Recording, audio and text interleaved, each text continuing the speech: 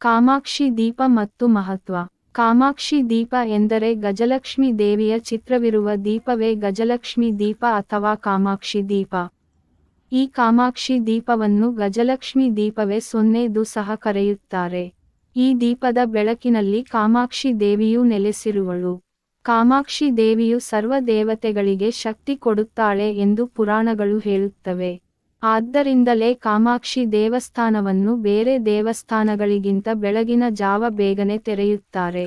ಹಾಗೆಯೇ ರಾತ್ರಿಯ ಸಮಯದಲ್ಲಿ ಎಲ್ಲ ದೇವಸ್ಥಾನಗಳ ಬಾಗಿಲು ಮುಚ್ಚಿದ ನಂತರವೇ ಈ ಕಾಮಾಕ್ಷಿ ದೇವಿಯ ದೇವಸ್ಥಾನವನ್ನು ಮುಚ್ಚಲಾಗುತ್ತದೆ. ದೇವಿಯ ಅವತಾರವಾದ ಈ ಕಾಮಾಕ್ಷಿ ದೀಪ ಬೆಳಗುವ ಮನೆ ಅಖಂಡ ಐಶ್ವರ್ಯದಿಂದ ಕೂಡಿರುತ್ತದೆ. ನಮ್ಮ ಹಿಂದೂ ಸಂಪ್ರದಾಯದಲ್ಲಿ ಚಿನ್ನದ ಆಭರಣಗಳನ್ನು ವಂಶ ಪರಂಪರೆಯಾಗಿ ಹೇಗೆ ಮುಂದಿನ ಪೀಳಿಗೆ ನೀಡುತ್ತಾರೋ ಹಾಗೆಯೇ ಇದನ್ನು ಸಹ ಜಾಗ್ರತೆಯಿಂದ ಒಂದು ಪೀಳಿಗೆಯಿಂದ ಇನ್ನೊಂದು ಪೀಳಿಗೆಗೆ ಬಳುವಳಿಯಾಗಿ ಕೊಡುತ್ತಾರೆ. ಮನೆಯಲ್ಲಿ ವ್ರತಗಳು, ಗೃಹಪ್ರವೇಶ ಪೂಜೆಯನ್ನು ಮಾಡುವಾಗ ಅಖಂಡ ದೀಪವನ್ನು ಹಚ್ಚಬೇಕು ಎನ್ನುವವರು ಕಾಮಾಕ್ಷಿ ದೀಪವನ್ನು ಹೆಚ್ಚಾಗಿ ಬಳಸುತ್ತಾರೆ.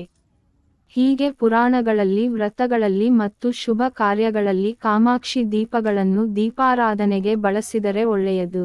ದೀಪಾರಾಧನೆ ಮಾಡುವಾಗ ದೀಪಕ್ಕೆ ಕುಂಕುಮವನ್ನು ಇಟ್ಟು, ಹೂವನ್ನು ಅರ್ಪಿಸಿ, ದೀಪವನ್ನು ಬೆಳಗಿಸಿ ನಂತರ ಮೊದಲು ದೀಪಕ್ಕೆ ಪೂಜೆ ಮಾಡಬೇಕು. ನಂತರ ದೇವರ ಪೂಜೆ ಮಾಡುವುದು ನಮ್ಮ ಸಂಪ್ರದಾಯದ ರೂಢಿಯಲ್ಲಿದೆ.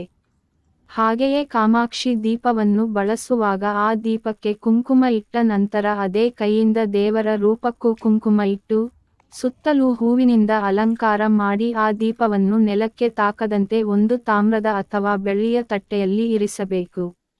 ಈ ದೀಪವನ್ನು ಎಳ್ಳೆಣ್ಣೆ ಅಥವಾ ಹಸುವಿನ ತಾಜಾ ತುಪ್ಪದಿಂದ ದೀಪಾರಾಧನೆ ಮಾಡಿದರೆ ಒಳ್ಳೆಯದು.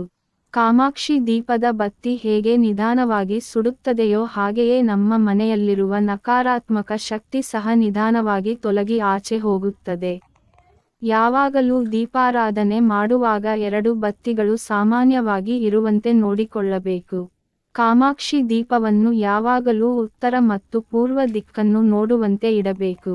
ದಕ್ಷಿಣ ದಿಕ್ಕಿನಲ್ಲಿ ಖಚಿತವಾಗಿ ದೀಪಾರಾಧನೆ ಮಾಡಬಾರದು. ಈ ದೀಪವನ್ನು ಮಂಗಳವಾರ ಮತ್ತು ಶುಕ್ರವಾರ ದಿನಗಳಲ್ಲಿ ಯಾವುದೇ ಪರಿಸ್ಥಿತಿಯಲ್ಲಿಯೂ ಸಹ ತೊಳೆಯಬಾರದು. ಪ್ರತಿದಿನ ಬೆಳಗಿನ ಜಾವ ಮತ್ತು ಸಾಯಂಕಾಲದ ಸಮಯದಲ್ಲಿ ಕಾಮಾಕ್ಷಿಯ ದೀಪದಿಂದ ದೀಪಾರಾಧನೆಯನ್ನು ಮನೆಯಲ್ಲಿ ಮಾಡಿದರೆ ಸಕಲ ರೀತಿಯಲ್ಲಿಯೂ ಒಳ್ಳೆಯದಾಗುವುದು. ಓಂ ನಮೋ ಭಗವತೆ ವಾಸುದೇವಾಯ.